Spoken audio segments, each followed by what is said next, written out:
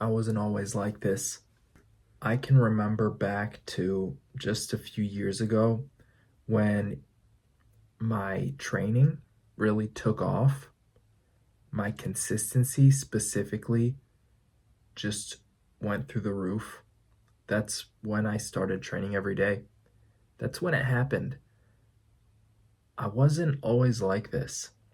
I used to have to try to get myself in the gym. Like I'd pump myself up, I would hype myself in some way. I would try to get myself motivated, and that worked pretty well, actually. I don't know how useful like motivational stuff is, but when I needed to get into the gym, it helped. And motivational can mean different things for different people. It doesn't mean someone has to be like speaking to you. People are inspired by different things. So I was motivated quite a bit by loud music. I liked loud music, and my gym was kind of like laid back. And yeah, I needed to feel like I was not where I was. I needed to feel like I was kind of in trouble because I was in trouble. I was pretty much heading nowhere and fast. And I sunk into fitness. I sunk into my own training. And that's where I spent a considerable amount of time every single day for years. And here I am today. And that's why I can do this today. That's why I have done over 350 push ups every day this year so far. And I'm not slowing down, actually. I'm kind of speeding up. And that is worrying me, to be completely honest, because I'm not going to act like things can't break. And, I could definitely break doing this kind of thing. This could be really dumb. And actually, as far as like intelligence, yeah, this probably is really dumb, doing this many push-ups. But it does something. And I don't know what that is yet, but it definitely does something. I've noticed some benefits to doing tons and tons of push-ups, and I haven't noticed too many bad things. My wrist kind of sucks still. It's just kind of tight, but it's been getting better. Even though I'm, doing so many push-ups, the wrist is really not super affected by that. Although I think if I did a little less, it might help it recover sooner. And yeah, my shoulders have been feeling okay. I haven't been doing any other training really besides the push-ups. That's my one major flaw with this program that I'm currently running is it's just push-ups every single day. That's all it is. I'm doing like a little bit of handstands and just like having some fun, but no leg training. That's the big thing is no cardio, no leg training. And that's actually quite an issue. A big issue. I gotta add in some legs. And I'm doing that. I'm working on that. I figured out a plan.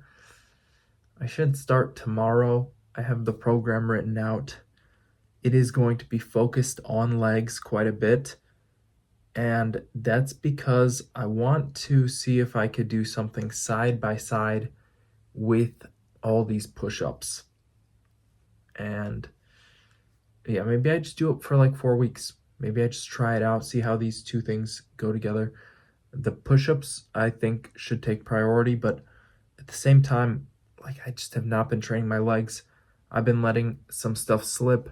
I have not been doing the overhead press. I've not been doing my deadlifts, which I really love as of lately.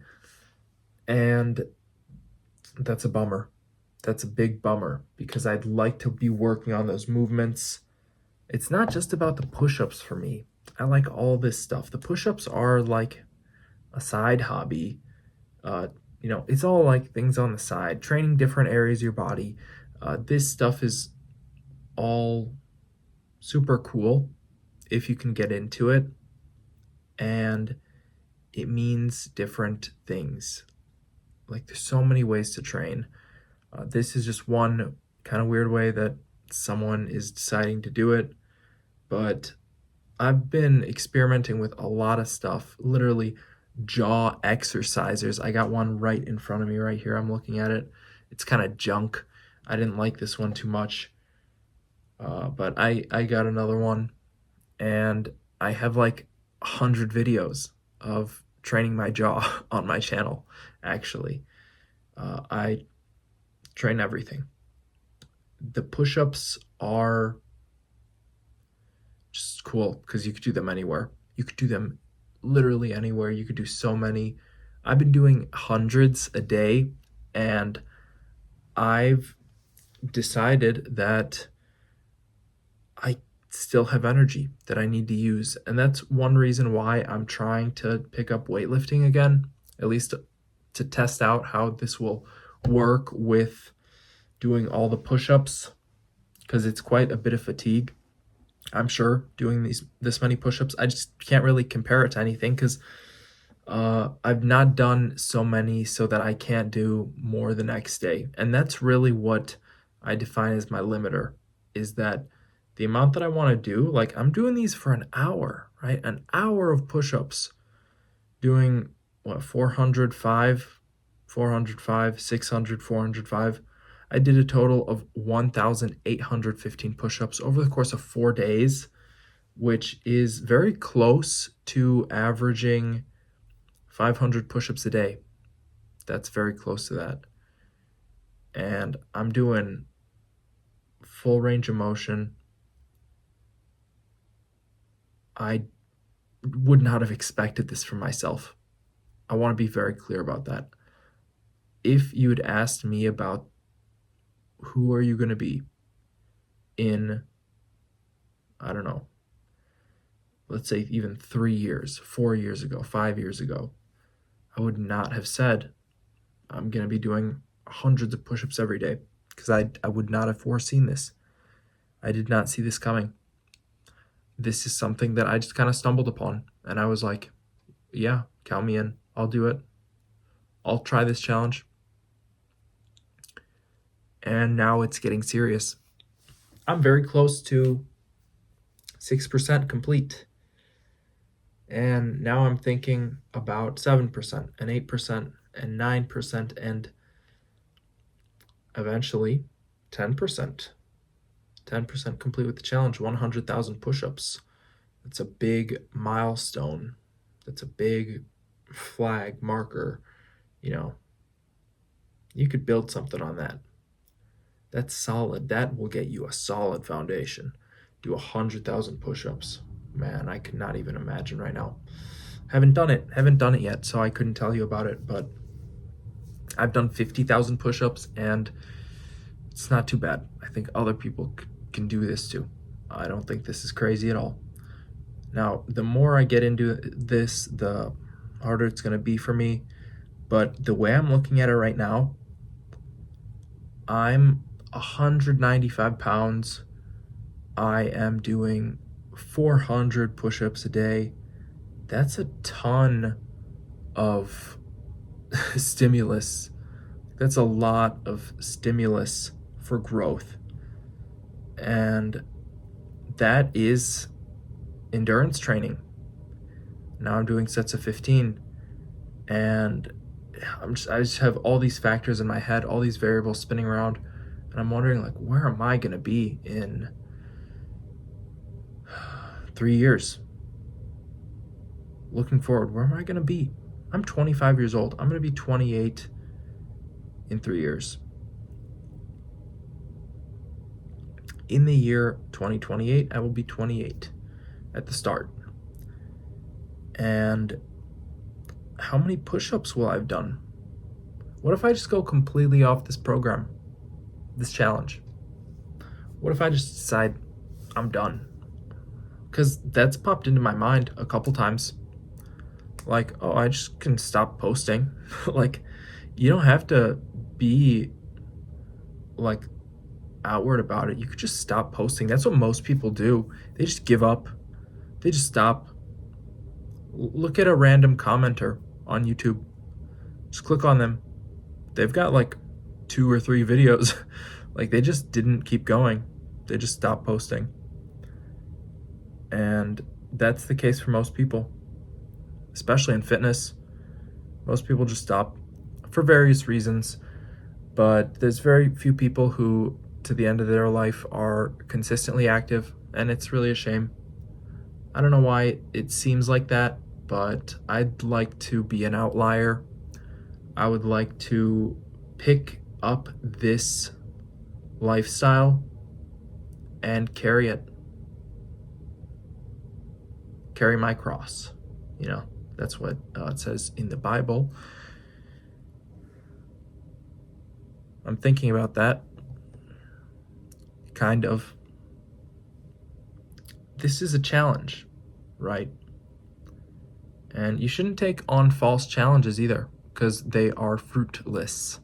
So it really is a struggle to find out, what is this bearing? It says also in the Bible that you will recognize them by their fruits. I believe this is referring to people, but same with things. If there are no fruits, if there's no profits, maybe something's not going right. If it is fruitless, maybe it's not in the proper state. And there's things we could do in our own lives to change things. I don't mean to say things so much.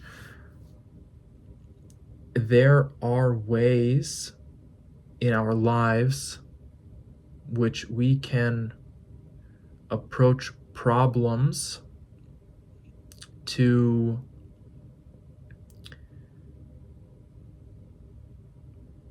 be more efficient, more productive. Productive is a word I like. Productivity. Oh, generate. Think about generating, right? Generating, as opposed to degenerating.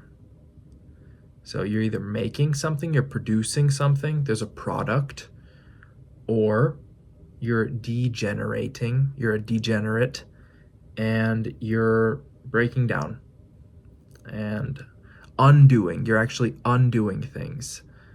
So like a foundation, if it's been set, you're now taking an axe or a hammer to it. You're just angry at the world, trying to break it.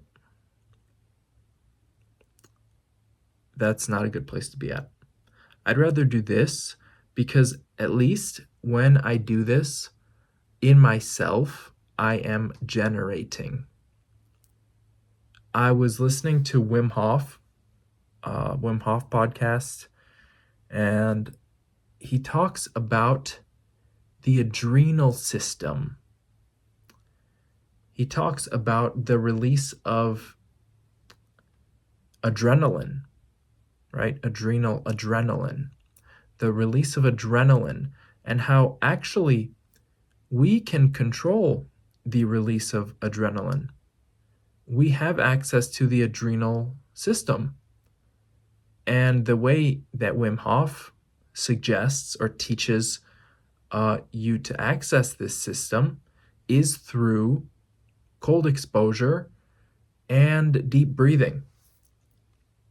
And really, all he says it is oxidizing the body. So you're offloading CO2, you're taking in oxygen, because the body can actually hold quite a bit of oxygen inside the cells, right? It's not all held in the lungs. Actually, in the cells, between the cells, in the blood, there is carried oxygen. It's not just in the lungs, it's all throughout the body. Our muscles use it. It's used everywhere. And so when you actually do this process of breath work, deep breathing, you are essentially breaking your limit for, I guess, output, just output in general. And that means that all the systems of the body are kind of like in overdrive now. Like they're hyped up in their own way. They got a lot of oxygen and fuel. And oxygen is literally fuel, by the way, in a fire. In a fire, oxygen operates as fuel.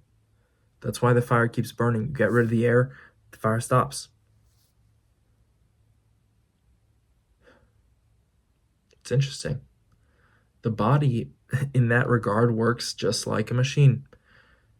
It takes in oxygen. That is a form of fuel. That is something we use to get energy, to use our energy. When your blood, not blood, I guess blood, but also muscles. When your muscles are full of oxygen, you can do things. When they're oxygen depleted, you can't operate the same way. And so, that's why our heart rate goes up when we're exercising. When we're actually pushing ourselves, our heart rate goes up. And actually, through repeated exposure of an elevated heart rate, we become more efficient cardiovascularly. Our hearts operate more efficiently. That's interesting.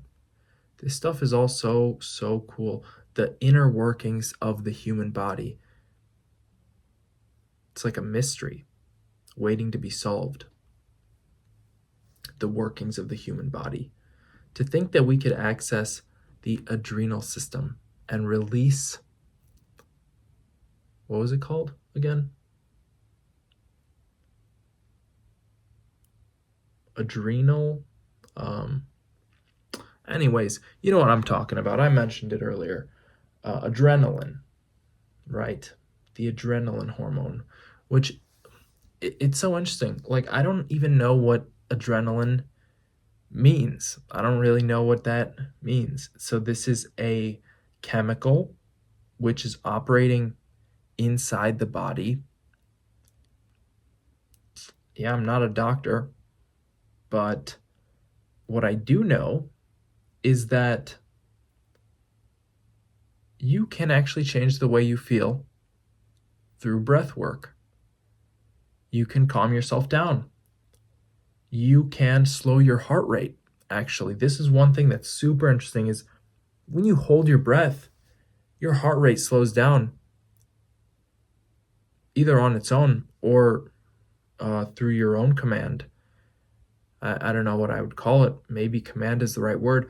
I remember hearing about this yogi and maybe even seeing a video of him. I don't remember if there was a video, but basically what he could do is he had spent so much time training his body that he could make on one place on his hand, he can make it bright red by pumping a ton of blood to that spot, like bringing a ton of blood vessels there. And on a spot right next to it, he could pull away all the blood vessels and make it very pale. He could make the skin very pale. And right next to each other, he'd have one spot that was very pale and one spot that was very red. And it's like a testament to the amazing control we could potentially have over our own bodies. Now, you could say this stuff is woo-woo and whatever you want. I'm not out here to convince anybody. This is stuff I've seen on the internet. I don't know for sure either if this stuff is real. I do know, I can say with cold exposure and breath work, specifically together, if you expose yourself to cold water, I'm talking ice cold water, and you actually resist it, you don't run away from it, if you actually put yourself in ice cold water, your body's natural reaction is going to be a shuddering deep breath. You're going to go and you're going to freaking panic maybe. But if you don't panic and you maintain that breathing, what actually happens is all that oxygen going into the body allows you to efficiently heat yourself. Efficiently heat yourself in ice cold water, right? There's this record for longest time sitting in ice, and literally they have to add more ice because they melt the ice sitting in it and breathing. They melt the ice. That's how much heat the human body generates. They're just melting freaking ice. I remember hearing about the yogis who would practice this. Maybe they're monks. They would practice this style of breathing, and they would have like a little competition amongst themselves once a year, and this was where they go up to the top of the mountain and they have wet towels and they have nothing to wear except these wet towels, and they do this intense breathing on the top of the mountain, and they dry the towels with their own body heat on this freezing mountain. And like the one that dries the most towels in one day is like the winner. Some like crazy challenge like this. Like, what is that? Is that even real? Honestly, maybe I'm just some gullible nobody, but I have some faith in this stuff because I've seen in my own life this actually has some interesting effect. And I want to talk about the cold exposure first because, yeah, breath work, I think, is logical in that if breathing is good for us, breathing more should be more good for us. Is that logical? Okay, so starting with cold exposure, my first year of college, when I was 18 years old, I had bad dandruff and I had this skin condition. It was right at the sides of my nose and a little bit on the bridge of my nose, under my eyes. And it was kind of like this rashy skin thing, which just caused me to have really dry skin there all the time. I would always have dry skin. And when I would like wash, I'd usually shower in hot water. And doing that, yeah, it just maintained the dry skin. Like it just kept staying. It would just not go away. And when I'd wash, it would fall off sometimes, or I'd like scrape it off or something. Like I would just get rid of that dry skin. And then my skin underneath was kind of like, I don't want to say raw, but it was like new. It was new skin. And my skin on top was just dying and drying up. And eventually, one of my friends told me about cold showers. And I was like, I'm just going to jump right into it. As soon as he told me about it, I was like, yeah, man, I'm with you on this. I'm going to do this too. And it was like crazy because, like I said, you just can't breathe. You just can't get enough air in. Your body panics. It's actually scary. If you go all the way in with the cold shower, I'm talking you set the water to cold, just straight cold, and you turn on the shower, that is not a pleasant experience. That might make you freak out a little bit. But if you could tolerate it for 15 seconds, you're good. You're good. That's the honest truth about it. I've taken a lot of cold showers. I've been such a big baby lately, but I just want to say if you could tolerate the first 15 seconds, you are good. And the one amazing thing that I'll also mention is that you hate to be in a cold shower, so it's just nice and quick and easy. you do it so fast because you're not wasting any time in there. Like, get out of the freaking cold. Nobody wants to be in cold, wet. Nobody wants that. Get out of the cold. So you take it fast and you don't really mess around. You're not singing. You're not wasting time. Not to be Mr. Hustle, Mr. Rise and Grind. I know I'm kind of doing that by doing all these push-ups, but I just want to say, I have not been doing the cold showers. It's hard.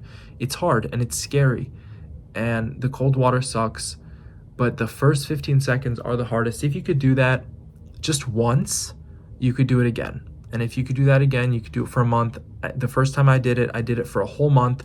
My skin cleared up within a week, more like within 3 or 4 days. My dandruff went away, which, by the way, has not happened before. And since then, it hasn't happened. It went away.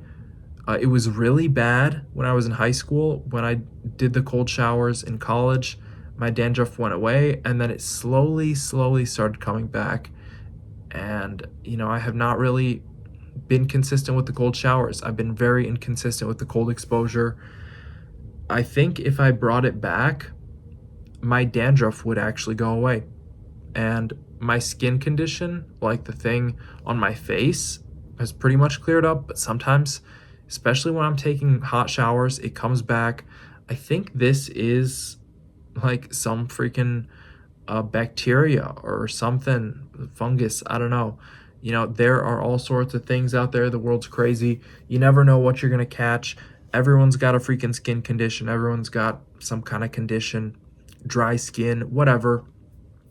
Our diets aren't perfect. Everyone's got little problems. We're in this to help each other.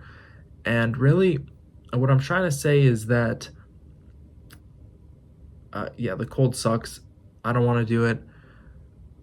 If you can get through it, the first 15 seconds, if you could do some breathing, some deep breathing at the start, and just calm yourself down, get into that freaking reptile brain of yours, control yourself, impulse control, right? You're a grown freaking person in a human body, and you got some say in the things you do, whether you like it or not. You got some say. Take responsibility for your actions. Make the right choices, good choices. Adapt. Overcome. You got this. This is about overcoming our limits. At some point, I forgot that I had any, and I just decided I'm going to go day by day and see what can I do today. And I realized sometimes, even when I go all out, the next day I could come back and I could do it all over again. I could do it in a different area. I could train my legs, I could train my arms, I could train my freaking glutes and my boots, and everything in between the top of my head and my toes can be trained to some degree. We can get better. One thing I used to do in college is I would train for first-person shooter games. I had this app, which was like target training for PC FPS games. And you basically just click on some spheres. That's all it is shooting guns at spheres. But it actually works, and you could get better. And I really should have learned with fitness a lot sooner that the more time I dedicate into this, the better off I'll be in the long run. But that's okay. It's been a couple years now, and knowing that I'm just going to stay in this, I'm going to keep pushing, that is enough. Those mistakes I made in the past, I can forgive that of myself. I didn't know what I know now. And knowing what I know, I'm going to do the push-ups. I like this kind of training. I'm really pushing it lately, like really, really pushing it. 350 push-ups minimum every day. Let me talk about this. I've been putting in some extra work, all right? I did a little bit of math for you. I could take a picture of this calendar. Maybe I will, maybe I won't. I did 5,019 push-ups this year so far, okay? My goal was to do 100,000 in the year, and part of that means I want to get 350 push-ups done every day. That's what I'm aiming for. I've taken different approaches to this. I have settled on doing 15 reps per set. I really like that. And I've been doing about 20 to 40 sets. And that really 27, 26, 27. I just don't like the numbers that I land on. If I do 24, then I'm only doing 24 tallies, and my last 4 I don't get to cross off, and I don't like that. It's just like this stuff I'm being anal about.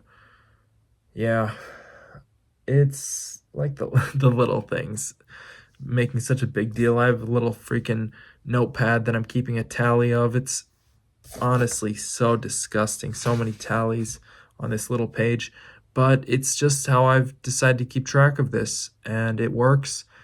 It's nice and simple, and yeah, I've been settling on 390. Like, I want to do like 390 push-ups a day, maybe 360, but that's 24 tallies, and I'm not going to get into it. It's whatever. It's a lot of push-ups though. If I would have only done 350 push-ups every single day and I hadn't gone over, then I would have done 4,200. But instead, I did 5,019. That means I have created a surplus of 819 push-ups.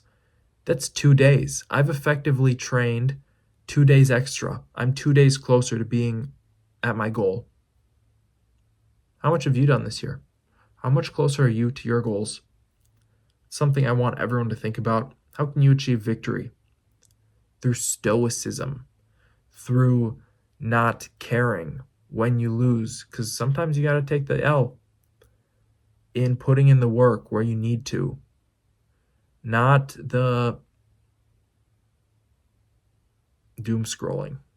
No more doom scrolling. Delete the doom scrolling app. Get off social media. If you're posting for a business, you can be on social media. Otherwise, like, what are you doing? You're just like telling people what you're eating. That was the thing, right?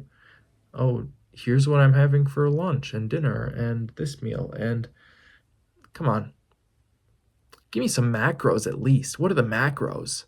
Give me some information with it. It is what it is. I won't judge anyone's content. I won't judge anything anyone else is doing. I will say I'm happy with these push-ups. I've been putting in a lot of work, and good enough. Adding 1,800 push-ups to the tally, that's good enough for 4 days. The thing is, I know I could do more, but this is a good place to be at. I'm grateful. I did 1,815 push-ups over the course of 4 days. Adding that to my 58,038 push-ups brings me up to 59,853 push-ups completed so far. Thank you for watching. Clink. Hilarious. Click that link below to work one-on-one with me, and I will see you in the next one. Bye.